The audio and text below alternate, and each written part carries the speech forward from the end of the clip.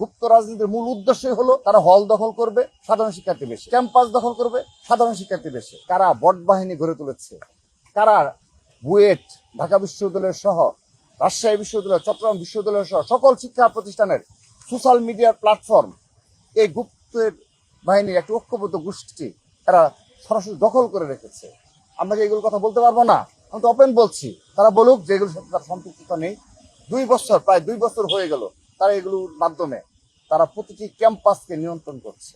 তারা হলগুলো, গুপ্ত রাজনীতির মূল উদ্দেশ্যই হলো তারা হল দখল করবে, সাধারণ শিক্ষার্থী বেশি, ক্যাম্পাস দখল করবে, সাধারণ শিক্ষার্থী বেশি।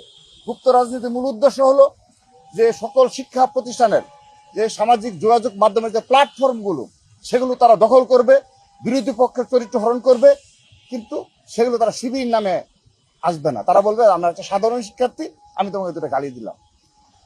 তো এই ধরনের মুনাফিকি রাজনীতি বাংলাদেশ